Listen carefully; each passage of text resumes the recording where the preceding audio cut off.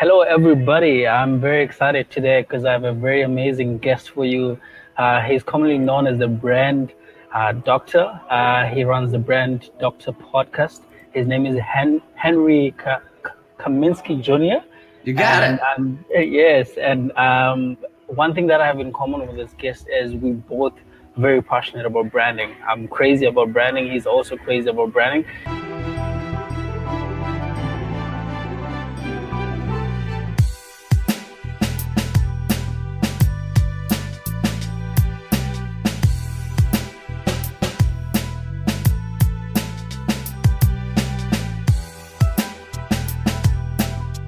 And I believe it's still morning in New York. Good morning, Henry, and I'm very excited to have you here. Thank you, my friend. I appreciate being on the show. Definitely, thank you. And most people don't understand what branding is. Can you give me a definition, your own definition of what branding is? Absolutely. So branding is that gut feeling you get when you interact with either a person or a product or service or another business. So branding is all about feeling. It's that desired perception that you want somebody else to get after interacting with you. Definitely, that's a very spot on definition, and I like that. And as you know that I'm in South Africa. I'm from Africa, and in particular South Africa. Most people actually have this idea of humility, thinking that humility is this thing where when you're supposed to be a ghost. You're supposed to be a no-name brand without people not knowing who you are and what you're all about. What do you think about? Do you think that branding is for everybody? Is it for people that are not running businesses? Is it for people that are also running businesses? What's your opinion on that? I think whether we like it or not, we are branding ourselves every single day just by living and breathing. I mean, the way you communicate to another individual, the way you communicate with another business, the way you present yourself, the clothes that you wear, the food that you like, the music that you like. This is all part of your branding. See, each and every one of us are a brand. We're a personal brand. And one of the things that I see a lot of people messing up is that they're not staying true to self. And when you're not staying true to self, you can't stay true to brand. And there's where the disconnect is. And at the end of the day, I think it just comes down to the fear of being judged, the fear of being made fun of, the fear of all these different things. But we have to understand that, that is doing not only yourself a disservice, but it's doing your audience a disservice too, or the people you hang around with a disservice as well, because people want to feel connected with confidence. They want to feel connected to safety. And think about it. I'm going to ask you and your audience a question. What drives you to certain individuals? What drives you to certain brands?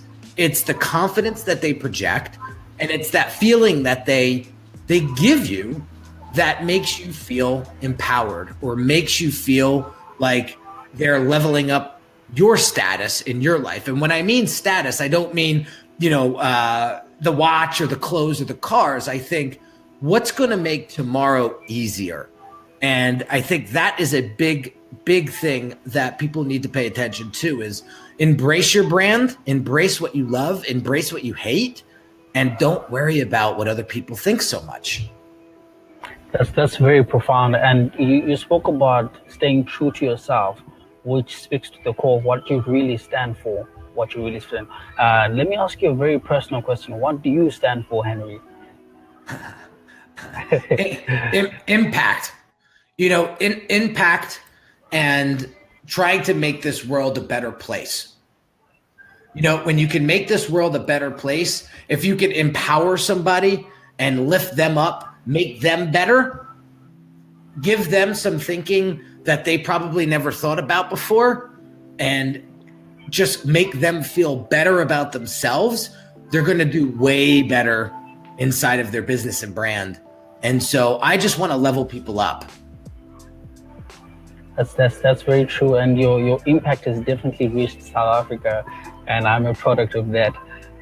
From your weekly podcast, podcast. I was just having a conversation with you before when I was telling you that it's my weekly ritual, and I make sure that I get to listen to your podcast. And how do you get so much attention? How do you manage to get attention? That's a great point. So there's two ways that I manage to attract an audience, and one is being very consistent with my presence. Think about it, Tyrone. If you listen to one of my podcasts and you liked it, and then you were excited to hear about the next one, or listen to the next one, and it didn't come out for 3 weeks, and then you got a taste of the second one, you really like that one, and that one came out the next day, and then you got that, and then you had to wait. See that inconsistency? That would be so frustrating to you. You would be like, I'm out of here. I need consistency in my life. I need certainty in my life for me to actually connect with something. So consistency, getting out there and embracing my beliefs, my values, right? Not being wishy-washy and standing for something, drawing that line dead in the sand, saying, this is what I love, this is what I hate, and not being afraid to communicate that. That's one.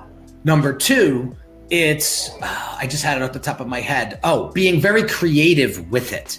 So, excuse me, I had to drink a little water here.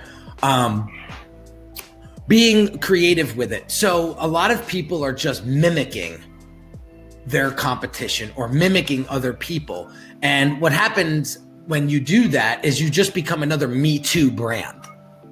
So what differentiates you from someone else? So I like to change things up a little bit, like on my podcasts.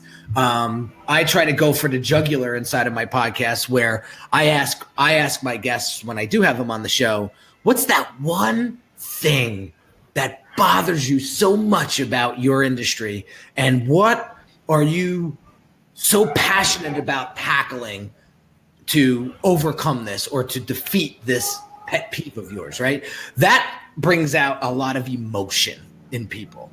And that's why those guest podcasts go like 45 minutes, because they just keep talking, because they're very passionate about what it is that they love to do.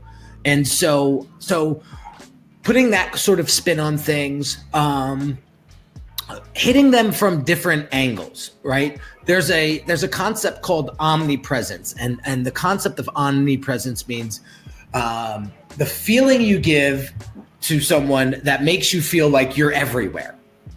So, if you go to my Instagram, if you go to Facebook, if you go to LinkedIn, if you go to YouTube, if you go to iTunes, like, you will find me. And so when you spread your presence out across many different platforms, that will allow you to attract an audience. And the last thing that I don't want to forget is really understanding my audience and what their needs, wants, and desires are, and talking to that every single day. And what that does is that creates relevancy. It creates a connection. I had a podcast guest on Saturday, and we were talking about, and he's in the comic book industry. And I said, and he's an awesome storyteller. And I said, what is the biggest thing about storytelling that will make or break a comic, or make or break a connection with your audience? And he said, the relationship the audience has with the character. If they can't see themselves inside the character, there's a disconnect. And so relevancy is super important. People will be drawn to you for years and years to come if they can connect with you on some relevant way. And this is very true. I always talk about it's more important to be relevant than to be famous, because most people seek out to be famous and as opposed to be relevant. There are many people that are famous but not relevant. And a perfect example is when you look at, I don't know if you know Soulja Boy, the rapper. Of course. He's very famous, but at the moment he's rather irrelevant as compared to the people that are relevant at the moment, which is something that most people don't focus on.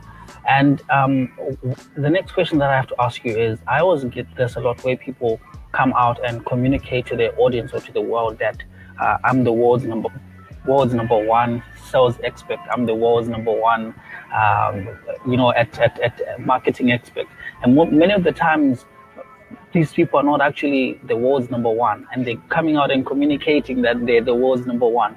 And the question that I always have is, what makes you global? What makes you that? What makes you to be that type of person that you say you are? And many people fail to answer me. In your own opinion, do you believe in faking it till you make it?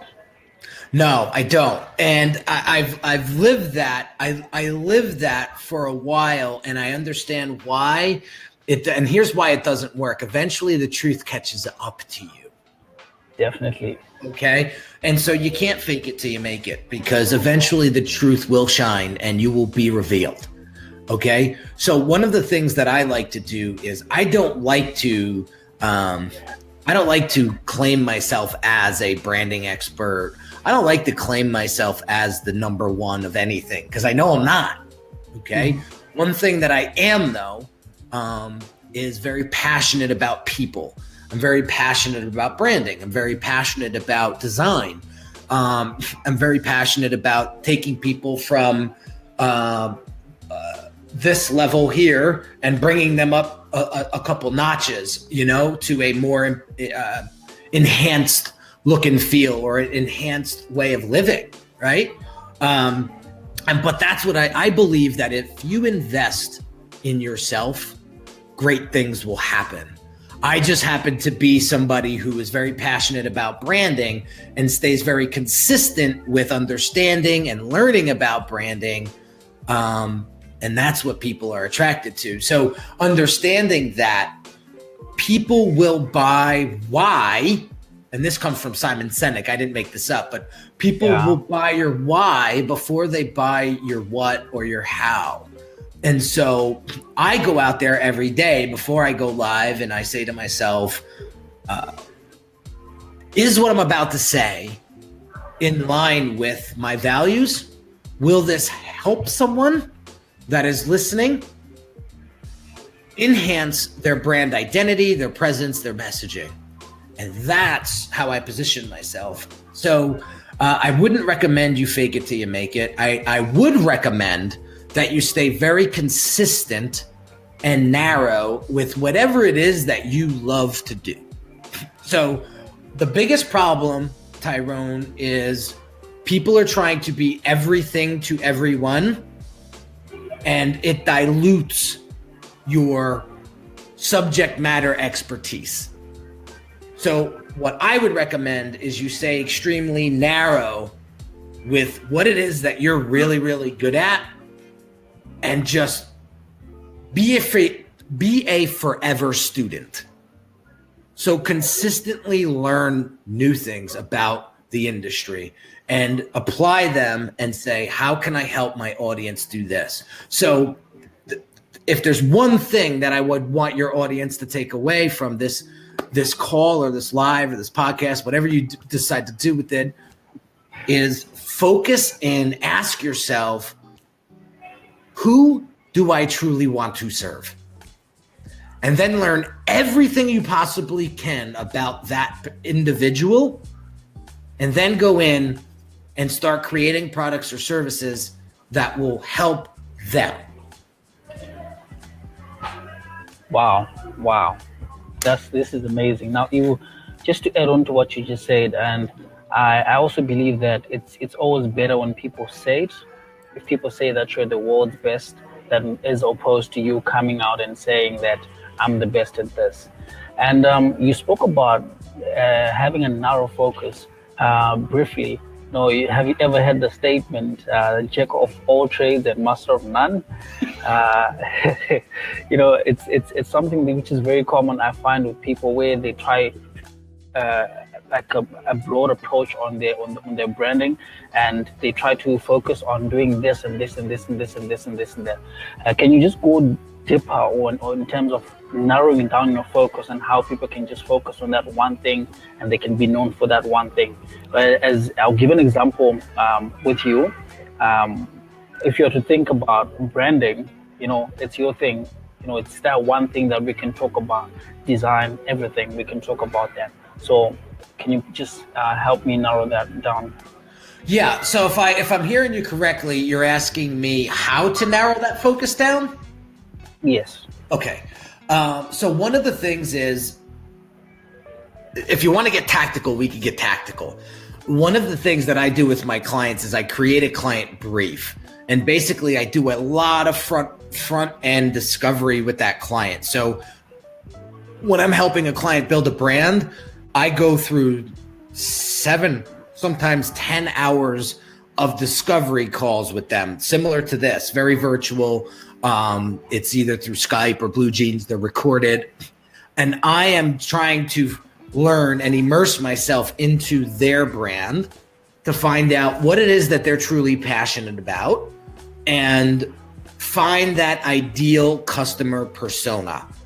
And what I typically do with all my clients is there's typically 3 different types of clients that people like to interact with. And so what I do with me and the client actually define who their end users are. Okay. And that gets really, really specific and really, really narrow. And now we actually put names to them. Like I'm working with a client right now who's an executive coach, who's a business coach, and we realized that he has 3 different types of client.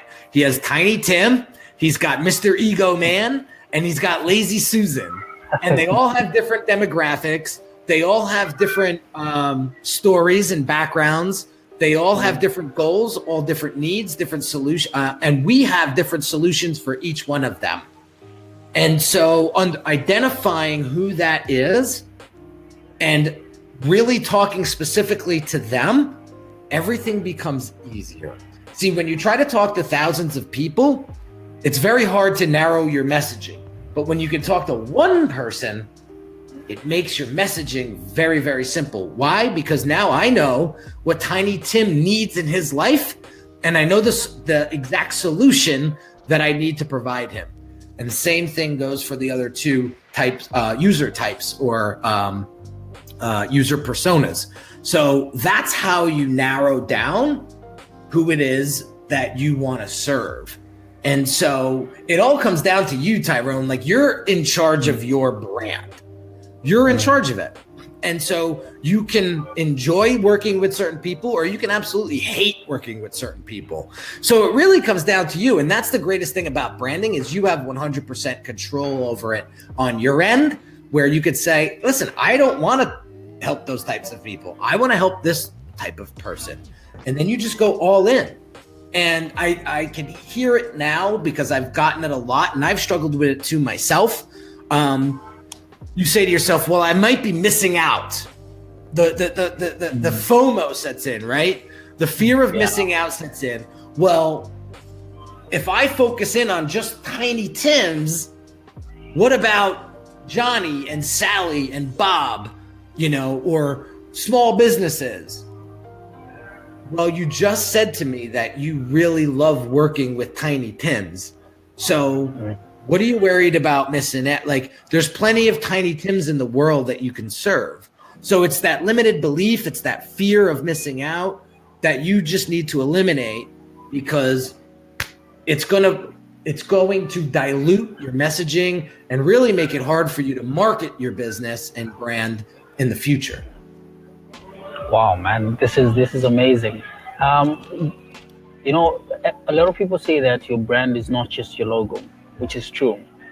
When you look at Steve Jobs, for instance, when you look at everything that he did with Apple, he put a lot of focus, the same amount of focus on the design aspect of the product, as much as the same amount of time he put on the chips that were inside.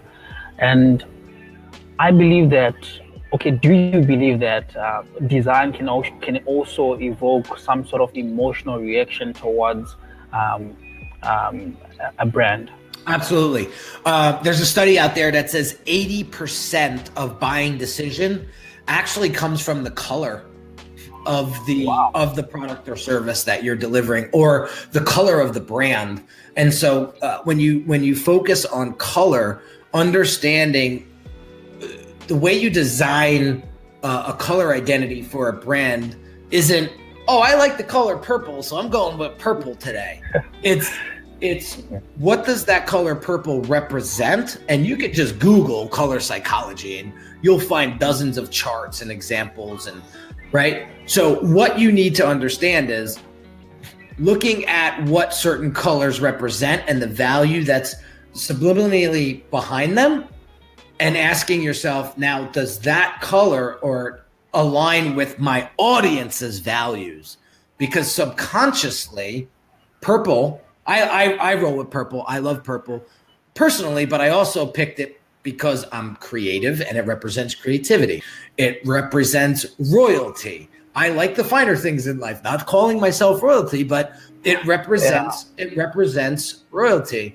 And the clients that I serve are typically an existing business that has a business that's doing decent, but not as good as they want it to be, and they want to level up. They want to get to royal status, and so that color purple aligns with their values subconsciously, and that's why I chose purple for my brand. So there are a ton of design elements. Imagery evokes emotion, and imagery is a huge part of design. It's a huge part of brand, right? If you're an urban, type of brand that's coming out of New York City, you're probably going to go with a lot of brick, a lot of hardscape, a lot of, very tight corners. Whereas maybe you're a Midwest brand and you work with farmers, right? Your imagery is going to be a lot different than an urban brand. So I'm just giving you two extreme examples, but there are many different facets and pillars of branding that you need to understand. And I'll give you pretty much the 7 that you should really pay attention to. One is your logo, because that is sort of the face of the brand. One is the imagery. One is the design. One is the color. One is the fonts and typography. One is the voice. And one is the positioning. Like, you really need to know how to position your brand properly so that the message connects. And so those are the pillars of branding that you need to pay attention to, because it's not just your logo. You're right. Wow. And you spoke about color motivating people to buy. Why do customers, can you tell me some of the reasons why customers buy the brands they buy? Because they have an emotional connection to it. And that, see, 90% of what we buy is with the heart, not the brain. Your brain is the logical part. Your heart is the emotional part. So 90% of buying decision comes from emotion. We don't buy a Range Rover because it's because it's a car. I mean, a Toyota has 4 wheels. A Range Rover has 4 wheels. What does a Range Rover do for people? It makes them feel like important. It makes them feel like a level of success. I have a Range Rover, and I actually wrote an email about it this morning. And the reason why I bought my Range Rover, because it's a status symbol, and it makes me feel like I've accomplished something with myself and with my business. Because if my business wasn't doing good, I wouldn't be able to afford a Range Rover.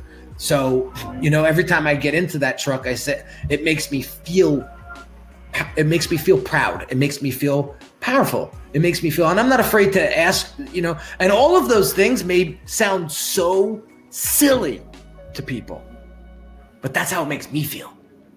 I really don't care. You know what I'm saying? And so people need, and I embrace it. And my wife, she makes fun of me all the time because she likes her nice things, but she lives a very simplistic life. She's like, you're the woman in this relationship. You know that, right? and I tell her, and I embrace it. And now it's become a joke, and it's just something that I embrace. And but that's what it comes down to, you know. I hope that answered your question. I don't like to ramble. It did. I think last question, hopefully. We're done already? I could go another hour. Let's go for it. What advice would you give somebody who's starting? Let's say somebody's starting out to build the brand. How would they start? What's the first step? Yeah. So ask yourself a couple of questions. One is, why am I starting this business in the first place? You got to get really clear with that, and you got to get really true with yourself with that. If it's to get rich, I would invite you to reevaluate your thinking and your why and your purpose, right? So identify your why, identify your purpose. The next thing you need to find out is, who do you truly want to serve? Okay. And when you're discovering your why and your purpose, that may come out right away, which will kill two birds with one stone, they call it, right? Then after that, you need the experience. And what I would strongly recommend you do is get your product or service in the hands of as many people as you possibly can. And if that means you got to get out there and sort of do some stuff for free, then go ahead and do it.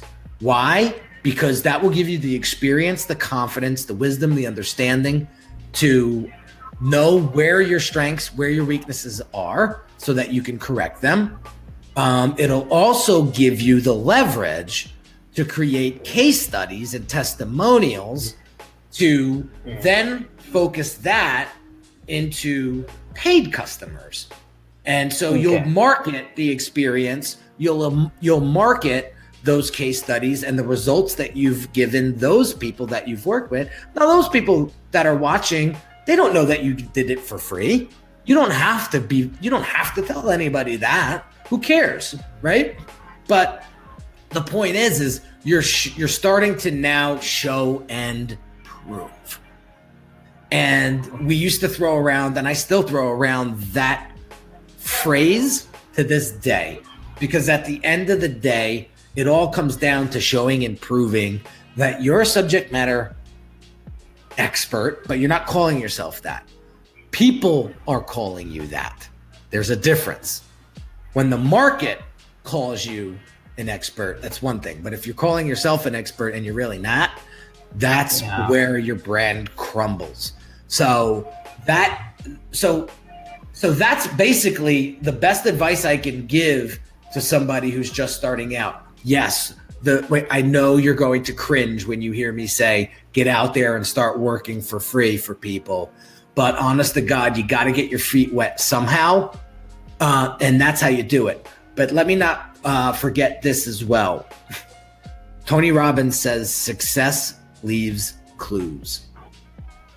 Mm-hmm. And what you need to do is, I wouldn't get so focused and so consumed with trying to look at what the competitor next door is doing. I would pay some mind to it. But what I would do is I would look at the master that is dominating that industry, your industry, and model what they're doing. That's going to give you a different, that's going to give you a like 14-step advantage to the competitor next door, because the competitor next door is just doing a little better than you at this point, you know. So if you want to be great, you got to model the great. The next door competitor, in my opinion, is just good. So that will give you the framework. That'll give you, because they're obviously achieving that amount of success for a reason. So what you need to do is you need to look deep into what they're doing and how they're doing it and why they're doing it, and model it, but make it your own. Customize it to you. Put your spin on it. Make it unique. And that's what's going to make you come out of the gate flying. Wow. And that's really amazing. I just finished writing my second book, which talks about the idea of building a brand before you start thinking about making money or sales. So building a brand so that you focus on making a difference, focus on making meaning, as opposed to just making money. Do you believe that brands must be better from the inside out, or must begin internally? Everything must begin internally before we take it out. Yeah, for sure. I think it all starts from the inside.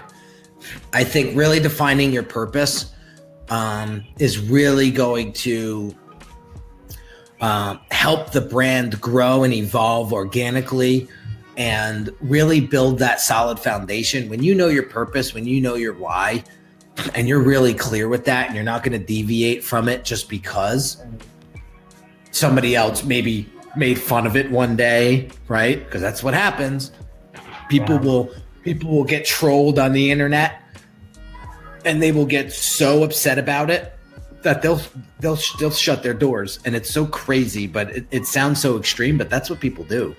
And then the doubt sets in, and then next thing you know, they're out of business.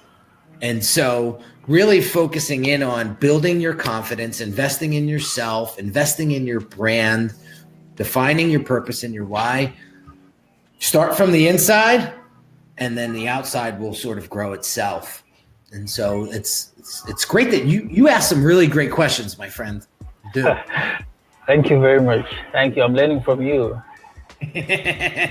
Well, it's one thing I heard recently. I was listening to a podcast. I forget where it was though, but the power, the true power in brand is in the questions, not the answers. Because when you ask the right questions, you get the right answers. And I can share with you, I share this story a lot, but when I was growing up, I struggled with this a lot because every time I would ask my dad a question in my teenage years, right, and he didn't feel like answering it, he would say, "What are you writing, a book?" And he would dismiss my question, and that really messed with me when I got into my business life, because I was afraid to ask questions, and I would dive into projects without getting the information that I needed. And the project would never come out good because I didn't get the full 360 understanding that I needed. And that's why I've been stressing on this whole call that 90% of it, guys, comes from understanding who you are and who you want to serve. And understanding everything about that is going to help you get the right products out there, get the right services out there. Because there's a lot of brands out there that have great ideas, and then they go and execute on those ideas, and nobody wants it because it's not what they need. It's not what they want. So, wow, it's very true. Wow, and I want to ask this: Henry Kaminski Jr. 5 years from now, what do we expect? Oh man. Everything to be very, very simplified in my life. It's going to be a simplified version of myself. I live a beautiful life. I really do. And I am truly blessed to have the people in my life, to have the things in my life, to experience everything in my life. And it's just going to be a very refined and simplified version of what I'm living right now. If you want specifics, it's probably going to be working with less people, making more money, but I'm going to spend much more time doing the things that I love and enjoy the most, and that's traveling with my family, raising my son, just enjoying those little moments, because I tell everybody this.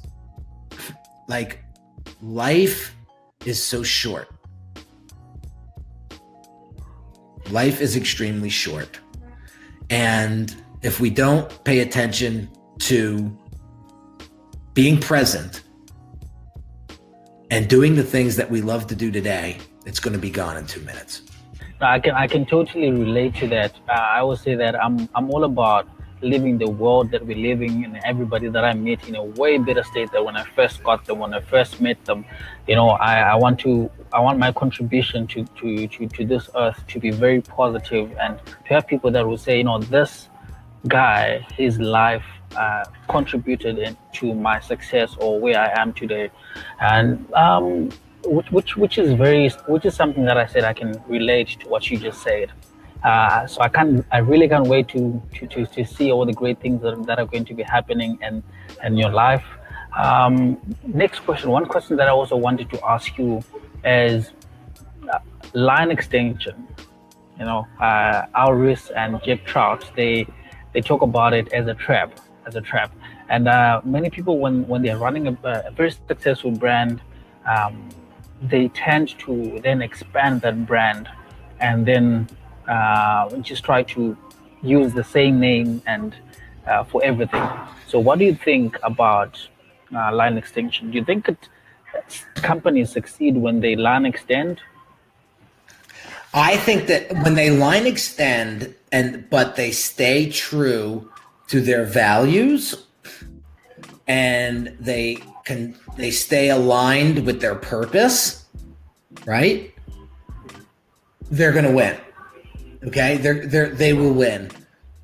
What happens is if they extend too far out, that's when they run into issues, and that's where things start to get really wobbly. So what I would do is I would make sure that if you're going to extend, make sure that you do it slowly, so that you build those different channels and those different lines with strength first, with a solid foundation, and that it's aligned with the overall brand value and purpose of the overall business. And that would be my suggestion. That would be my response to that. My question for you, Tyrone, though, I'm going to spin this on you a little bit, because I'm curious. I'm curious to hear from you. Why you're doing what you're doing, and why you reached out to me in the first place. So it's a two-part question. One is what exactly, why are you doing what you're doing? Okay. So I would like to begin with this story. I fell in love with branding firstly because in Africa it's something which was not something that everybody knew about. It was just something, you start a business, you just put a funny name and just go out there, and people didn't really understand this. The reason why I do what I do is I like to connect people between who they are and what they do. So taking a person, helping them and assisting them to connect who they are and what they do, so that they can have global impact, not just local champions. So I'm all about then developing those people to have global impact, not just local impact. Go. They say go big or go home. I say go big and go global. Which is and go global, and which is something that I've seen in my personal life. I asked you a question about people that I'm global number one. When I talk about stuff that I'm doing, it's not just talking. I've got the results to prove for it. I've got things to do, stuff to show for it, and to show that this is what I really stand for. This is what I'm doing. This is what I've done. And why I do what I do is I'm all about impacting, inspiring, and transforming lives. This is what I want to impact lives. I want to inspire people. I want to see transformation in people's lives. As I say that I'm all about seeing, living. You can go ahead. Yeah, where did that come from? Well, it's how do I put it? it's just something that I was just very passionate about. It's just something that I was very passionate about from an early stage. I think from about 5 years ago, So what and I happened just 5 years started ago? 5 years ago, or 4 years ago. My father passed on, and things changed. And I call it like when you look at your life from stairs, from the top of the stairs, and you get to evaluate a lot of things and a lot of things about your life, and you say, okay, this is me, this is what I want to be about, this is what I want to do, this is what I want to be, this is who I want to become. And I just started, how I started at the time was like, okay, I want to impact. At the time it was just young people, because we didn't have a lot of young people who were doing great things, who, I had to break a lot of things that, people were telling that, okay, you need to go to school, then you need to get a degree, work for 40 years, then when you start a business, then you write a book. And I had to break all those things and say, okay, I'm gonna write a book when I'm 18, so that I'll launch the book. And I did that. I launched the book, and which became very successful. And I said, I'm gonna do this, and I'm gonna do that. And all my life is all about doing things so that other people can see that, okay, if he did it, then it's possible. If he did it, then it's gonna be very possible. So I'm that person that people look at and say, okay, he has done this or he did that. So it's very possible, and there's no limit. Yeah. That's awesome, man. How old are you, my friend? Well, you know what? You know what I'm gonna do? I'm gonna text you my age.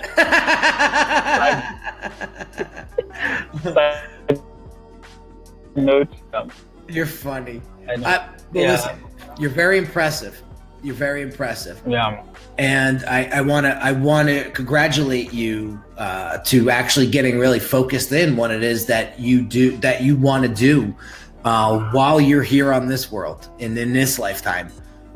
Because there's a lot of people that just wander their lives like zombies, like this, and they get up every day, and they don't know if they're coming or going, and it's a shame because there's people think that this is the life that they were handed, so they have to just live with it, where that is not my frame of mind and not my belief at all.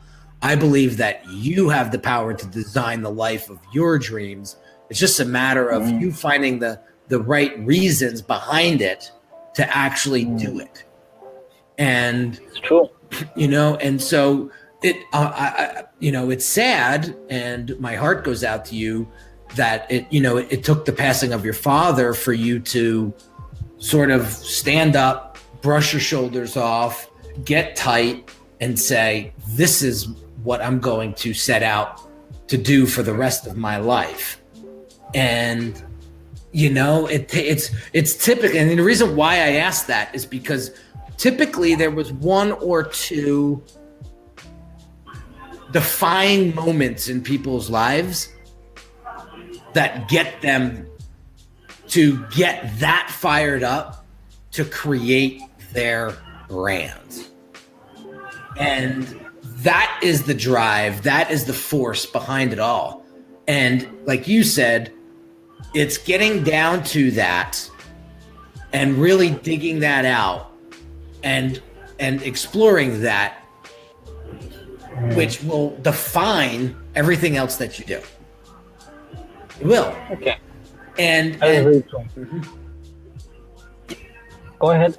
Oh, sometimes you just have to go there. Like, Hey, when I'm on my discovery calls with my clients, like, sometimes it's half a, it's digging deep into psychology.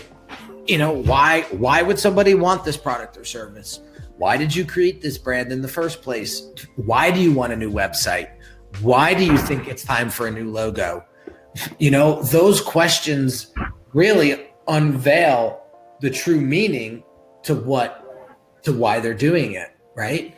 And so you got to go there. And I know it's scary because nobody wants to go where it's sort of uncharted territory, where they think they got this, but they have no clue. You know, I'll give you a quick example. I'm going to talk about this today in one of my other lives. So I realized that I have a fear of it's fear/sadness when it comes to parting with people. I don't like to leave, and I don't like people when they leave, right? And so it was bothering me because I would be so motivated, so enthusiastic, so fired up, like 95% of the whole experience working with people or friends or clients or whatever, right? And then once I realized that it was about to end, I would sort of like retreat. I would like disappear, right? And so I asked myself, why am I so afraid of that? Right? Yeah. And what I realized was it's that feeling of loneliness, and I don't like to be lonely. I like when people are around me. I like when I'm interacting with people. That's when I'm most alive. And so I understood that was the reason. The other thing is I wasn't accepting that that's just what life is about. You know, what gets built will eventually be destroyed. It's just life. I mean, we're not all immortal, right? And so looking at that and understanding that and accepting that and choosing to look at it in a more positive light. For example, now that I've worked with this client, I've impacted them in a way that they've never been impacted before. I was able to create something for them that they weren't able to do on their own. The experience I had with them was so positive because I learned so much from them, right, as a unique human being, that I can take that experience and now impact new clients with that or other clients with that. And so I shouldn't be focusing in on the departure, but focusing in on the positive future that person's now going to have with their brand and the other people that I'm going to be able to impact due to that specific experience. And so now I'm able to, so the result of understanding this is when you start a project with 1,000% enthusiasm, I am now able to complete the project with the 1,000% enthusiasm that I started with. Wow. That's powerful. And that's a lot of deep digging that people don't want to go near. They don't want to touch it because they're afraid of it. Wow. Can you talk briefly about your book? Sure. So the best-selling book. The name of the book, it's an Amazon bestseller, and it's called Refuse to Give Up. And the subtitle is Designing the Life of Your Dreams. Defeating the limiting beliefs and designing the life of your dreams. And the book has it's an autobiography, if you will. It's basically the stepping stones of my personal life and my business career, and how it all got started, how it almost went bankrupt, and how I brought it back to life. And there's a lot of power inside the book. It talks about how, one of the chapters is everything that's glitter isn't gold. And a lot of the fancy and the flashy things that I saw in my life growing up that I thought I wanted, as I matured and got more educated, right? I realized that it's like that fancy stuff isn't always what you think it is. Yeah. And I always went for the fancy stuff and thinking that was going to make me happy. And I always was out there trying to impress people when I really should have been trying to impress myself each day by making myself better each day, which would then ultimately affect the people that communicated with me and were around me. It was all about like that, like, and it was a tough way to live, because if somebody didn't like me anymore, well, I rearranged my whole value system around that. Like, it was like I needed to make sure that I was accepted, with those people, to make myself feel better. And that was a really tough way to live. Wow. I did a lot of things in my early 20s that pissed a lot of people off in my family, my friends. I was very materialistic. I thought I knew it all. I let the money get to me, because growing up, I didn't have a lot of money. I wasn't one of those, I wasn't poor by any means, but we didn't have a lot of money. And when I finally got the money and was able to go on vacation, it really got to me. I really thought my shit didn't stink, for lack of better words. And that destroyed a lot of personal relationships. And so basically the moral of the book is, when things get tough, you have to refuse to give up, because things will be tough throughout your life. Your life is not going to be this smooth ride. And the way you learn is through those mistakes and those lessons that those mistakes teach you. And I don't regret anything that I've done in the past. It was all stepping stones. It was all learning lessons that will make my life in the future better. Not that I'm not going to make mistakes in the future, I will. But it's taking those mistakes, learning from them, and designing a better future, which led to, the success of the book, the success of my business, the success of now my personal life, and getting that fulfillment that I was looking for a long time. And I thought the money was going to fulfill me, but it's not. It's the impact I'm leaving on people's lives. That's the true meaning behind Unique Designz and Henry Kaminski. Wow. And I can totally relate to everything you just said, because I also went through the same phases that you're talking about.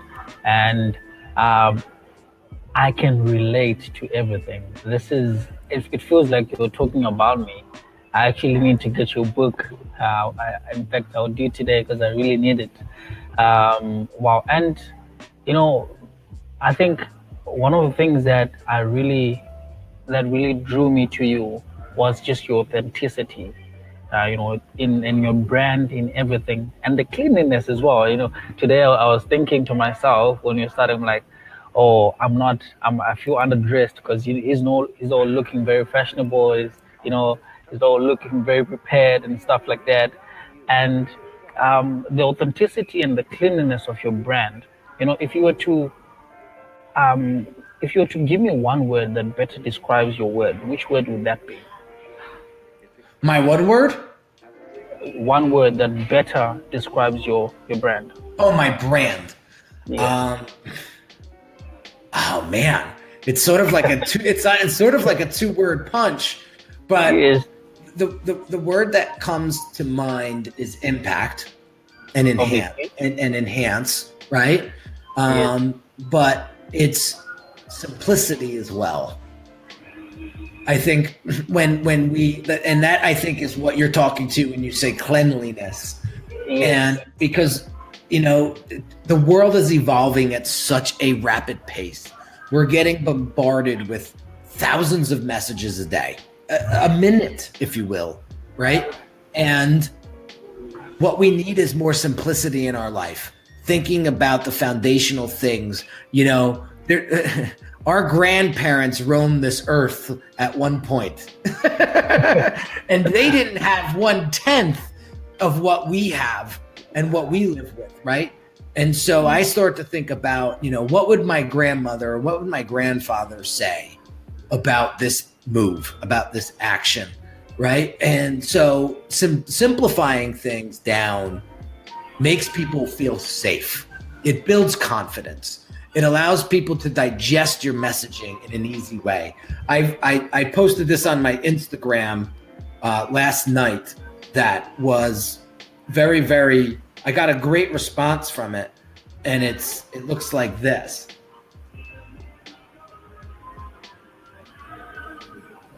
Right? And basically the boss is in the cart while everybody else is doing the work. And the leader is out in front of the cart. There's nobody in the cart. He's with the other employees or the other teammates, right? And he's pulling away with the rest of them. And the simplicity of the boss versus the leader illustration really resonated with a lot of people. And that tells me that people are starving for two things. The truth. The truth, yes. And simplicity. Wow. No, I've learned a lot today. Honestly, this was valuable. People would pay millions for such information, but you've given this freely to everybody, myself and everybody who is watching, and I really, really appreciate that. And thank you very much for agreeing to do this. Thank you. Hopefully you come to Cape Town soon. Yeah, I'll have to make plans with you so that you come to Cape Town. And yeah, thank you very much for agreeing to do this. Thank you for reaching out. It was a pleasure.